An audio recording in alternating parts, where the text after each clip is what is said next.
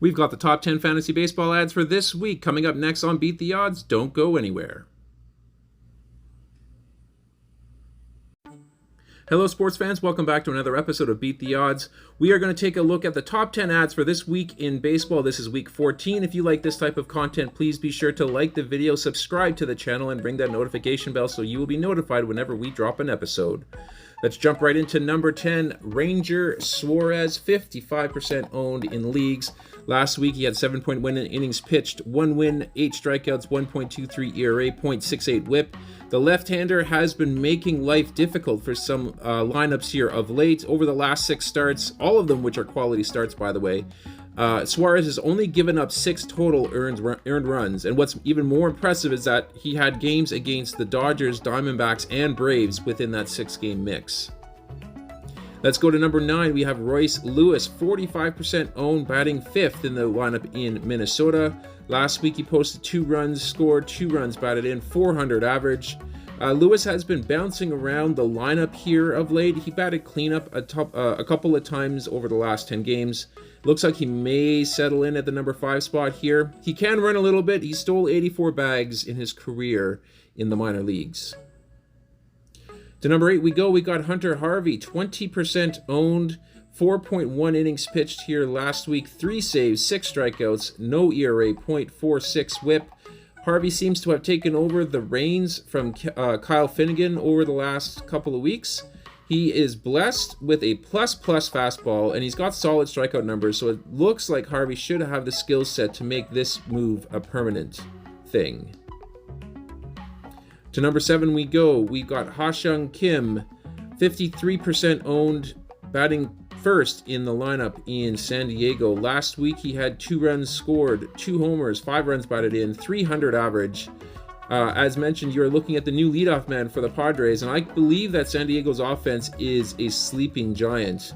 Now, if it awakens and they start hitting the way that everybody thinks they should be hitting, I would imagine that Ha-SEONG Kim will likely be long gone from the waiver wire at that point.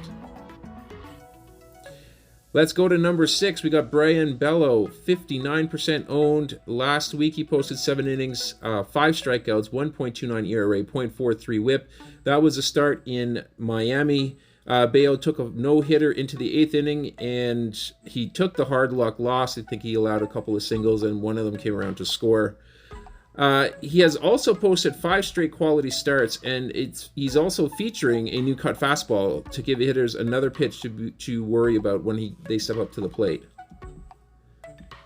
Let's go to number 5. We got MARCELL OZUNA, 48% owned, batting 6th in the lineup in Atlanta. 3 runs scored, 2 homers, 5 runs batted in, 348 average. It seems as though every week I do this episode, we're talking about picking up pieces of potent lineups.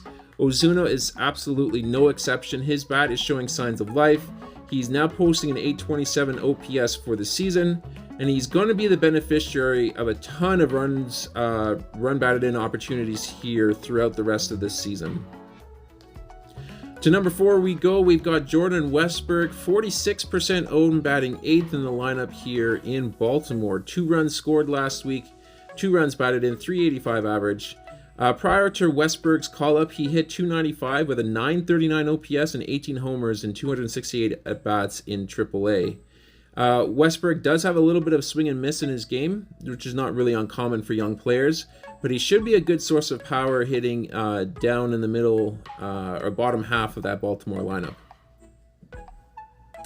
Let's go to number 3. We've got J.D. Davis, 49% owned, batting cleanup in San Francisco. 2 runs scored last week, 2 runs batted in, 250 average. It baffles me to this point how many leagues have Davis still on the waiver wire. He's currently the cleanup hitter on a borderline top 10 Major League offense. And if you look at StatCast, he has his profile not that far off from the profile of Christian Walker. And Walker, of course, is owned in 92% of leagues. So I would say act accordingly, and if you need a solid first baseman who also shows at third base here as well, take a look at Davis to pick him up. To number 2 we go. We've got another Davis. It's Henry Davis this time. 53% owned, batting 3rd in the lineup in Pittsburgh. Last week he posted 3 runs scored, 5 runs batted in, 1 stolen base, 346 average.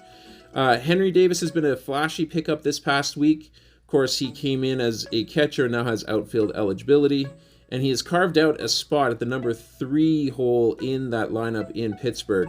Chances are that might change in August, when we will hopefully see a return of O'Neal Cruz. But you can bet that Pittsburgh has still got plans for Davis and will be featuring him in a productive spot in the order when Cruz comes back. Over to number 1, we have TJ Friedl, 58% owned, batting first in the lineup in Cincinnati. 7 runs scored last week, 2 homers, 4 runs batted in, 4 stolen bases, 292 average. Like Ozuna, Friedl is a must-add with the way that he has been playing and the fact that Cincinnati has been scoring runs at will. Friedl will sit on the odd day, mostly against left-handers, but his presence at the top of the lineup here is an absolute gift. This Reds team is possibly the flashiest team in the majors, so I would expect Friedl to rack up stolen bases and runs for as long as he is featured in the leadoff spot in that order.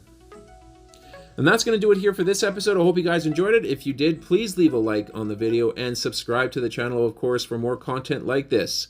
We are going to sign off for now, but we are going to catch you guys on our next episode.